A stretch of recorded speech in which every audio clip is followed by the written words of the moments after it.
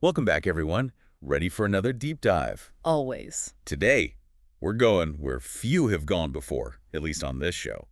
We're diving into the world of generative AI and quantum computing. Yeah, we're talking computers that can write Shakespeare and maybe even design life-saving drugs. It's a pretty wild combination of two powerful technologies, each pushing the limits of what's possible. Exactly. I mean, generative AI. It's like having an AI with a creative spark, Yeah, right? it can create new stuff based on what it learns from existing data. So, like an AI artist or musician. Exactly. Yeah. At the core of it all, you've got these things called generative models, basically algorithms that train on huge data sets, learning how to mimic the data structure. Imagine teaching a computer to paint by showing it thousands of masterpieces. Wow, so instead of just analyzing data, these models actually create something new. Precisely. And that's just the generative AI part. Right. Then we bring in the mind-bending world of quantum computing, and things get really interesting. Quantum computing, I mean, that sounds like something straight out of Star Trek. It does, but it's very real and evolving rapidly. It's all based on quantum mechanics, the rules governing how tiny particles behave. Unlike our everyday computers that use bits, which are either 0 or 1, quantum computers use qubits. Okay, so what's the big deal with these qubits? Well, they can do this crazy thing called superposition. It means a qubit can be both 0 and 1 at the same time. Whoa, hold on. How is that even possible? It's like a coin spinning in the air before it lands. It's not heads or tails until it settles. That's what gives quantum computers a huge edge. They can do tons of calculations simultaneously. Okay, my brain is starting to hurt, but in a good way. Yeah. So we're talking about using the weirdness of the quantum world to power artificial intelligence. And that leads us to quantum algorithms, specifically designed to tap into these quantum properties. Right, because the hardware is amazing, but we need the right software to make it sing. Exactly. Like a race car with a phenomenal engine, but needs a driver to unleash its potential.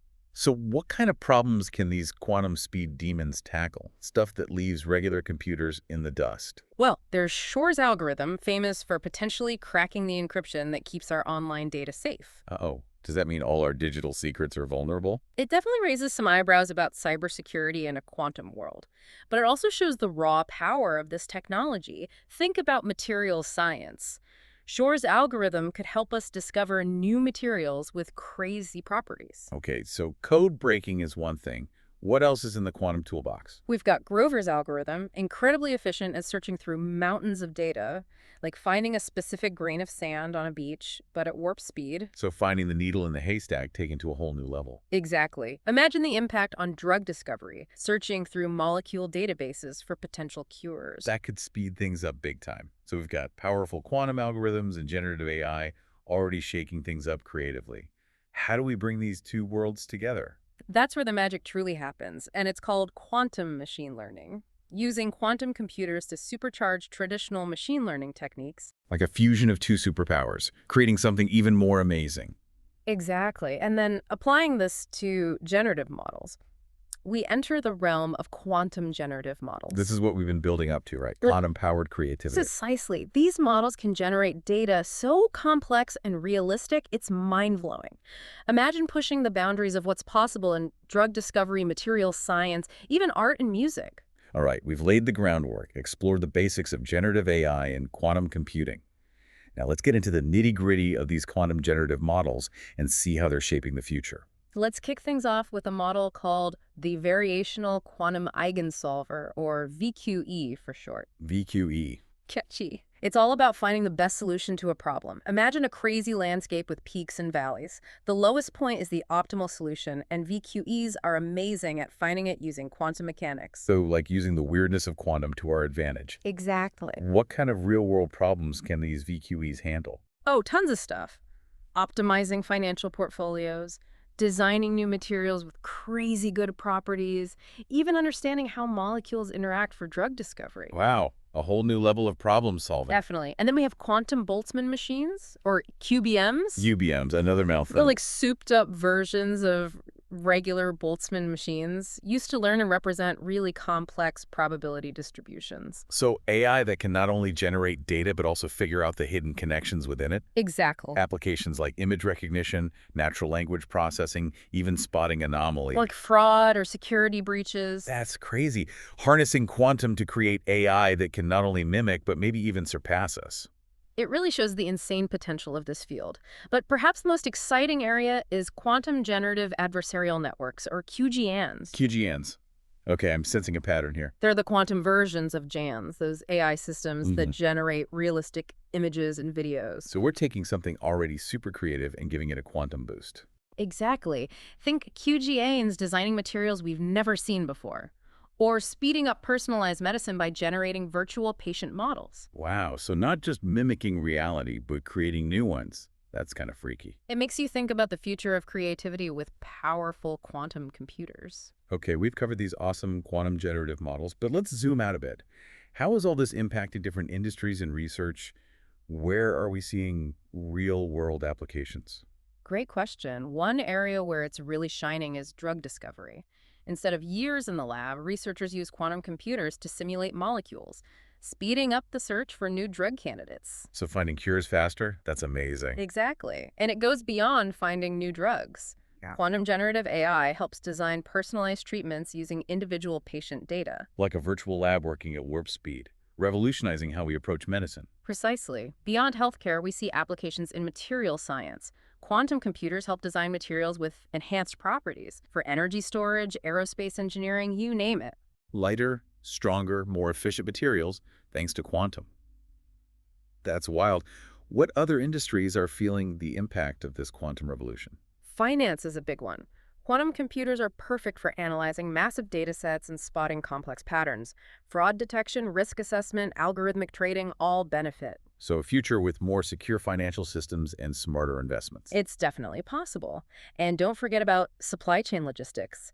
Quantum algorithms can optimize deliveries, predict demand, and manage inventory super efficiently. A world where deliveries are always on time and shelves are never empty. Precisely.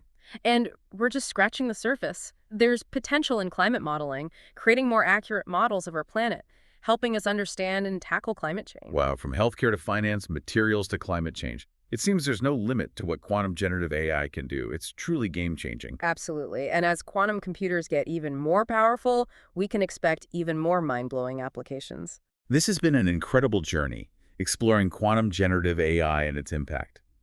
But as we dive deeper, it's important to think about the bigger picture. What are the implications of all this, especially as it gets more powerful and accessible?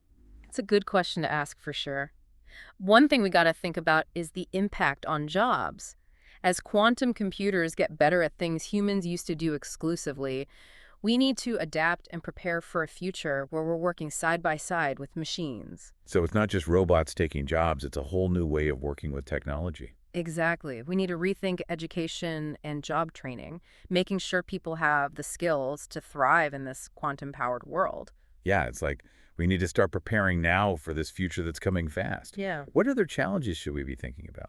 Well, there's always the risk of these powerful technologies being misused. Yeah, like any powerful tool can be used for good or bad. Exactly. We need to be responsible and put safeguards in place. So they don't fall into the wrong hands, right? Absolutely. Open and honest conversations are key, involving experts, policymakers, the public, making sure these technologies benefit humanity. It's a good reminder that with any tech advancements, we need to think about their impact on society. Totally. We have the power to shape the future of these technologies. Yeah, Collaboration, transparency, responsibility, that's how we use them to make the world better.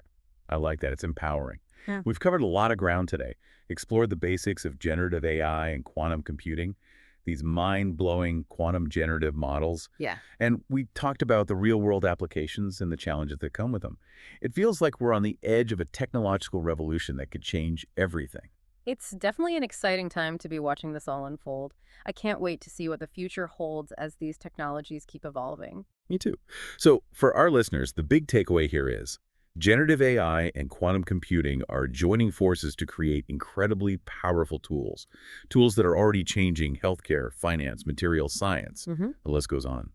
But we also need to be aware of the challenges, like the impact on jobs and the potential for misuse. Right, and we have to have these open and honest conversations about the ethical implications, making sure they're used for good and for the benefit of everyone. Exactly. It's a call to action for all of us to stay informed, engaged, and involved. We're all part of shaping this exciting future. And for those who want to learn more, we've got some great resources in the show notes. Until next time, keep exploring.